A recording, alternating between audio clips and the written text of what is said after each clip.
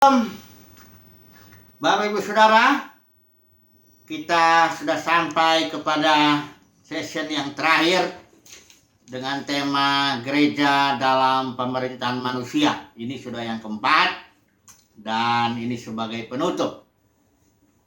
Itu sebabnya nanti kesimpulan kita itu berupa katakanlah masukan-masukan, saran-saran, nasihat-nasihat lah ya, baik kepada jemaat maupun kepada para pemimpin.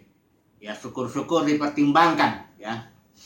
Jadi tema kita ini gereja dalam pemerintahan manusia. Seperti kita tahu, kita telah melihat contoh Israel sebagai umat pilihan Tuhan. Dia ini memiliki kesalahan penyembahan berhala dan meminta raja ya.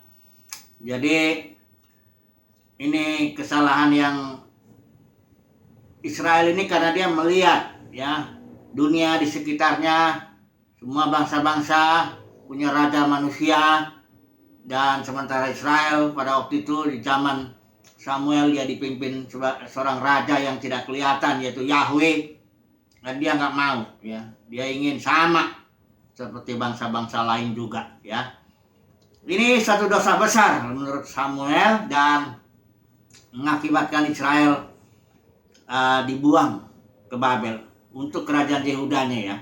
Karena memang begitu dapat raja itu Saul, kemudian Daud, kemudian Salomo, akhirnya pecahlah dia menjadi Rehabeam dan Yerobeam. Yang sebelah utara itu 10 suku, sebelah sini 2 suku, Yehuda dan Benyamin.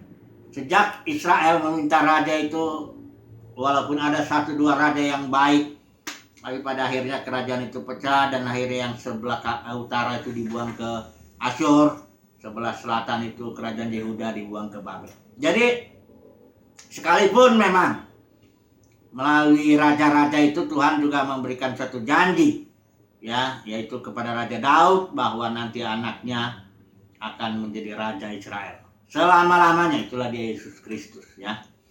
Jadi ini kita sudah bahas ya mengenai Babel juga, itu bagaimana dibangun oleh Nimrod dengan spirit mau cari nama supaya jangan berserak. Ini Nimrod ini seorang yang tegar menentang rencana Tuhan. Nah, kita tahu juga karena Israel dibuang di Babel itu selama 70 tahun dan kemudian Tuhan menggerakkan sedikit orang saja, orang-orang pilihannya untuk keluar dari sistem pemerintahan manusia Babel untuk kembali ke Yerusalem membangun rumah Tuhan ya. Waktu itu bait suci kan tentunya yang sudah roboh itu oleh Nebukadnezar. Jadi kita tahu ada 3 rombongan yang pulang ini. Ada rombongan pertama Zerubabel yang membangun bait suci ya dengan Joshua dan beberapa tua-tua di sana. Kemudian 80 tahun kemudian kurang lebih Ezra ya dengan timnya, lebih sedikit ini dia pulang ke Yerusalem membangun kecintaan umat Tuhan kepada Taurat ya. Kemudian datang nanti ini yang kita akan bahas hari ini, Nehemia ya. Dia datang kurang lebih 12 tahun setelah Ezra. Dia mau membangun tembok ya. Kita baca aja di sini, ini hanya cepat saja, hanya berapa 52 hari kurang lebih di sini. Bangun Nehemia pasal 6, kita akan baca pasal 6 ayat 15. Maka selesailah tembok itu pada tanggal 25 bulan Elul dalam waktu 52 hari. Ya, hanya 52 hari saja. Jadi Yerusalem itu sudah dibangun temboknya. Apa? Kita langsung aplikasikanlah. Apa artinya tembok? Ya, tentu bagi bangsa Israel, Yerusalem, tembok itu ya untuk mencegah serangan-serangan musuh ya. Tembok itu bagi suatu kota itu suatu perlindungan, suatu keterpisahan supaya orang yang di dalam tembok ini dengan yang di luar tuh nggak terjadi keterpisahan lah ya. Jadi yang di dalam ini aman ya, di dalam tembok ini kota itu. Jadi tembok ini untuk kita aplikasikan untuk zaman perjanjian baru kita sekarang, tentu ini adalah suatu keterpisahan, suatu kekudusan. Kudus itu artinya terpisah ya. Bukan tidak berdosa, bukan. Kudus itu artinya dipisahkan dari hal-hal yang umum. Jadi kudus itu lawannya umum. Ya.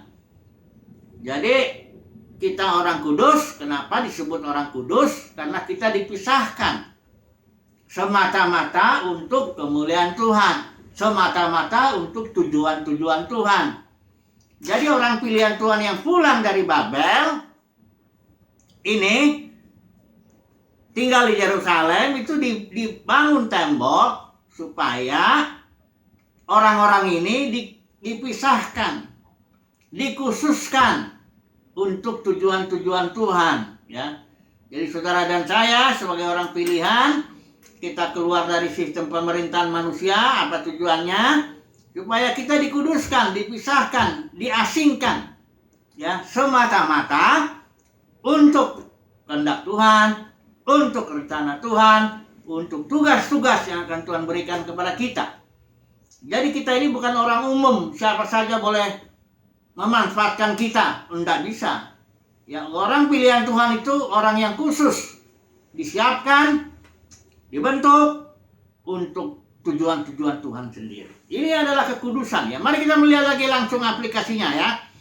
Keterpisahan ini di dalam zaman Tuhan Yesus itu ada dua jenis lah ya, kita bisa bilang. Karena Farisi itu artinya separated, terpisah. Orang Farisi punya suatu jenis kekudusan tertentu ya. Kekudusan orang Farisi ini ya, salah satu dia nggak mau gabung-gabung makan dengan para pemungut cukai, pelacur-pelacur atau apa. Dia nggak mau, dia terpisah ya. Nggak mau dianggap itu orang berdosa ya. Saya ini beda lah ya. Nah ini kekudusan yang model orang Farisi ini, kekudusan yang bukan ini yang kita, yang seharusnya umat pilihan contoh. Yang umat pilihan harusnya contoh adalah kekudusan Yesus itu. Yesus juga kudus. Tapi kekudusannya bukan berarti dia tidak bergaul dengan para pemungut cukai, pelacur gitu. Enggak, bukan. Dia tetap bergaul. Tapi dia tetap adalah orang terpisah. Orang yang memiliki keterpisahan spiritual ya. Memang di dalam dirinya Yesus itu beda aja. Ini satu kali saya pernah baca tulisan ya, ada sekretarisnya Pilatus waktu itu, dia melihat secara jasmani Yesus itu sedang duduk dikelilingi banyak orang, Yesus sedang mengajar di situ. Ini sekretarisnya Pilatus melihat itu kok orangnya lain sekali, beda ya. Tapi dia kumpul aja, bergaul, makan bersama ya, dia bicara dan sebagainya.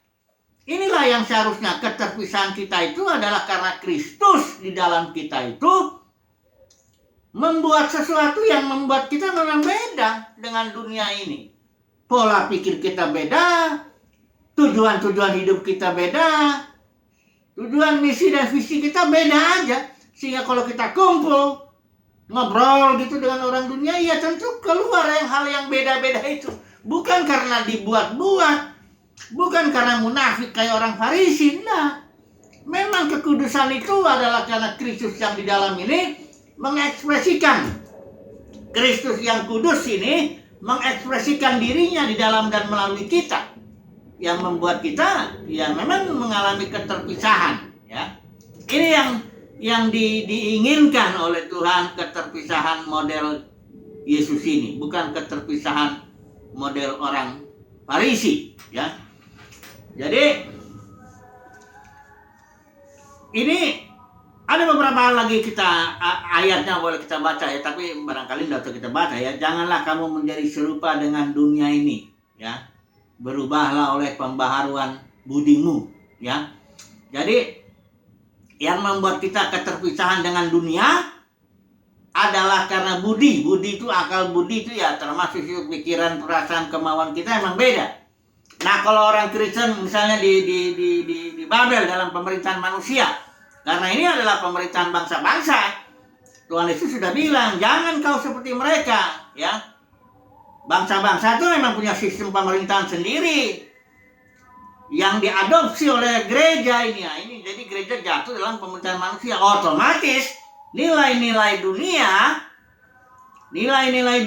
di dunia di sini sistem itu ya akhirnya teradopsi juga. Ya, nggak bisa kita Israel, karena memang Israel punya kecenderungan ingin sama dengan dunia, dengan orang sekitar dan bangsa-bangsa sekitarnya. Nah, kalau gereja mengadopsi sistem pemerintahan manusia ke dalamnya, otomatis nilai-nilai dunia itu juga masuk. Makanya jangan heran kalau orang Kristen juga punya tujuan, misi, dan visi ya sama dengan orang dunia. Sebagaimana orang dunia itu ingin kaya, ya orang Kristen juga gitu, ingin kaya. Sebagaimana orang dunia ini ingin dihormati, dihargai, disanjung, ya gitu juga orang Kristen. Jadi nggak ada bedanya. Loh, jadi bedanya di mana? Kalau orang dalam ibadah, orang Kristen yang dalam sistem pemerintahan manusia, otomatis termasuk para pemimpinnya.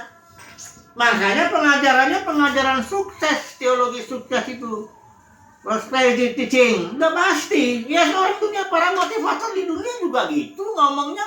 Kadang-kadang kita bingung, kadang-kadang saya jujur saudaraku bingung membedakan mana pengkhotbah yang memberitakan firman Tuhan, firman keselamatan dalam Kristus, dengan para motivator. Ya, kok rasanya rada mirip gitu loh ya. Nah ini karena sudah mengadopsi sistem pemerintahannya, otomatis nilai-nilainya juga masuk. Inilah kita kalau orang pilihan Tuhan keluar dari situ. Berubah oleh pembaharuan budi, tujuan, misi, dan visi kita beda. Kita cuma satu tujuannya, mau mempermuliakan Tuhan dengan cara menyelesaikan tugas yang Tuhan berikan. Kalau Paulus lebih ekstrim lagi, dia bilang gini, aku nggak peduli dengan nyawaku, asal aku bisa mencapai garis akhir, asal aku bisa menyelesaikan tugas yang Tuhan berikan kepadaku. Dia nggak peduli. Mau disanjung kek, mau dilempar batu kek, mau apa, nggak peduli. Tujuannya satu, menyelesaikan tugas itu. Dengan cara begitulah kita bisa mempermuliakan Tuhan. Ya, bukan cari aman. Nah itu beda itu. Itu makanya jadi berubahlah oleh pembaharuan budimu. Ya, saya mau singgung dulu satu lagi ini istilah dunia ini ya. Istilah dunia dalam tulisan Yohanes ya. Baik Injilnya, baik suratnya yang 3 itu, 1, 2, 3 Yohanes, maupun dalam kitab Wahyu. Istilah dunia, ya istilah Yunani tentu kita tahu ini kosmos. Kosmos itu bisa berarti langit, bumi, laut, dan segala isinya. Orang-orang yang dalam dunia itu, di bumi itu. Atau kosmos ini bisa juga berarti dia sistem. Sistem itu group of things that works together in a certain rule. Artinya kelompok-kelompok sesuatu, itulah dunia itu sistem ya. Kelompok-kelompok sesuatu yang bekerja dia bersama-sama dengan suatu aturan main tertentu. Nah kalau dunia ini dia punya sistem, aturan misalnya ekonomi, pendidikan, apalagi politik, sosial, itu bekerja sama bersama-sama dengan suatu aturan main tertentu dan suatu tujuan tertentu. Ya kalau dalam dunia ini ya jelaslah kekayaan, kemakmuran yang seperti itu ya, kemuliaan bagi diri sendiri dan sebagainya. Nah, kalau dunia ini dalam tulisan Yohanes itu banyak berarti bahwa itu dunia keagamaan. Memang ada misalnya Yohanes 3 ayat 16 ya. Karena begitu besar kasih Allah akan dunia.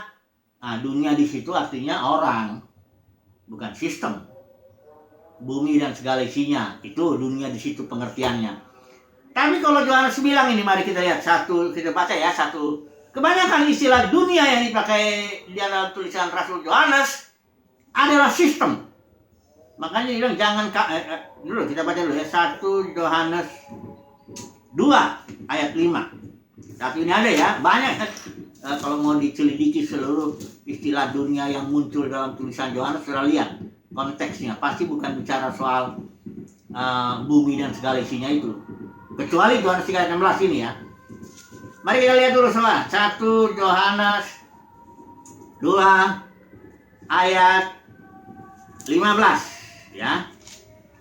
Mana ini ya? 1 Yohanes 2 ayat 15. 1 Yohanes 2 ayat 15 begini ya. Janganlah kamu mengasihi dunia. Nah, ini istilah dunia di sini bukanlah orang-orang yang di dalam bumi itu, bukan. Karena kalau nggak pernah Yohanes itu nganjurin bencilah orang-orang dunia, nggak gitu. Jadi dunia yang dimaksud di sini adalah sistem, ya. Dunia kekristenan itu sudah jadi sistem. Artinya apa? Sistem ibadah ya, sistem persembahannya, sistem kepemimpinannya, sistem perkembangannya atau nilai-nilainya, semua ini bekerja bersama-sama dengan satu tujuan, dan tujuan itu sama dengan tujuan dunia untuk kekayaan, kemuliaan dan sebagainya. Sama. Tidak ada memuliakan Tuhan di sini, tidak ada. Mari kita lihat di Yohanes ini dibilang, janganlah kamu mengasihi dunia dan apa yang ada di dalamnya. Jikalau orang mengasihi dunia, maka kasih akan Bapa tidak ada di dalam orang itu. Sebab semua yang ada di dalam dunia ini, perhatikan, dalam sistem ya. Semua yang ada di dalam sistem, termasuk kekristenan di sini. Keinginan daging, keinginan mata, dan keangkuhan hidup, itu bukan berasal dari Bapa, melainkan dari dunia. Ayat 17 nih, vonis untuk dunia ini ya. Dunia ini sedang lenyap. Jadi sistem yang dibangun itu oleh Nimrod yang pertama itu ya, pemerintahan manusia itu, dunia ini sedang lenyap dengan segala keinginannya. Keinginan untuk sukses, dihargai, dihormati, semuanya itu ya. Tetapi orang yang melakukan kehendak Allah tetap hidup selama-lamanya. Jadi kita mewarisi bumi ini. Makanya waktu nanti kedatangan Tuhan, disitulah dia keselamatan bagi kita ya.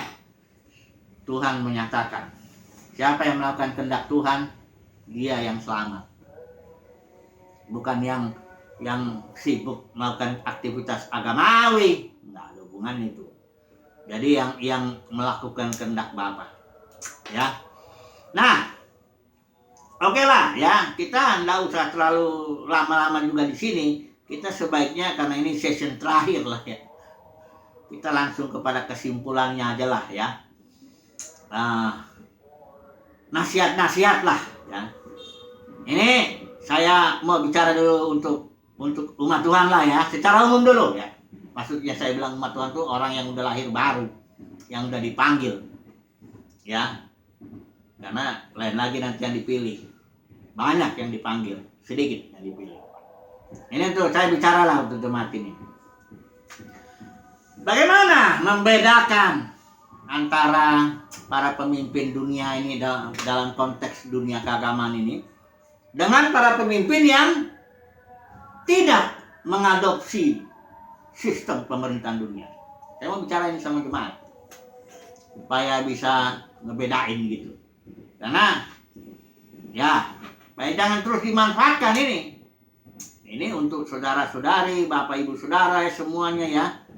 Bagaimana sih membedakan para pemimpin? Karena semuanya juga buka Alkitab, semuanya juga ngomong firman.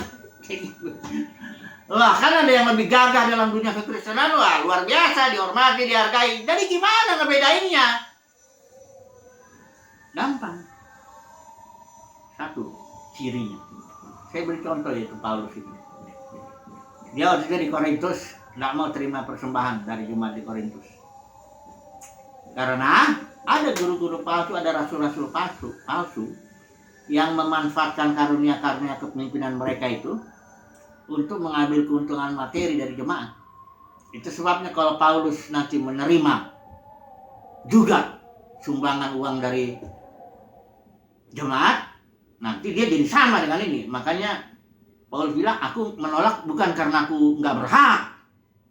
Seorang pekerja berhak untuk menerima. Paulus juga menerima dari jemaat Filipi. Tapi di sini begini ya, Kalau yang palsu ini ngomongnya, ajarannya agak mengancam gitu.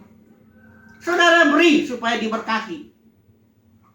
Beri namanya entah perpuluhan lah, entah buah sulung lah, entah apalah itu namanya itu. Janji iman lah, inilah itulah. Pendeknya supaya diberkati, beri. Entah pakai istilah investasi lah, macam-macam lah. Kalau orang tipe Paulus ini, rasul yang asli, enggak gitu dia. Dia enggak ngomong-ngomong duit, ya istilahnya gitu loh. Enggak minta-minta duit dari jemaat, enggak. Malah dia bilang kok sama jemaat di penatua di Efesus itu. Bicaranya di Miletus. Emas, perak, pakaian itu nggak pernah kuingini dari siapapun. Nah ini dia hamba Tuhan ini. Ini hamba Tuhan, tandanya duit, itu aja. Gampang kok membedainnya, babi saudara. Mana yang palsu, mana yang asli, gampang. Duit. Kalau dia ngomong, kelihatan gayanya itu bahwa dia berharap duit, emas, perak, atau pakaian, atau apapun. Nah itu udah. Gampang kan? Ya. Karena pengajar palsu di surat Yudas juga gitu. Menggunakan kasih karunia Tuhan untuk keuntungan-keuntungan untuk kedagingan itu jasmani. Gampang membedakannya. Jadi saya mau bicara kepada jemaat.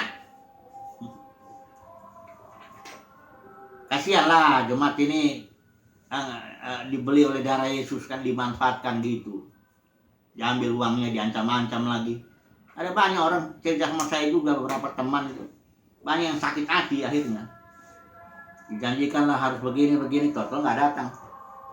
Berkat baliknya itu, berlipat gandanya itu nggak datang. Uang sudah kasih. Jadi sudah jelas loh, sederhana sekali pembedaannya. Duit. Karena itu mamon, itu orang Farisi itu cinta mamon. Kita butuh uang, nggak usah ngomong lah, itu anak kecil juga tahu. Tapi nggak usah lah itu dibicarakan, gereja mula-mula nggak banyak ngomong itu, Injil diberitakan juga.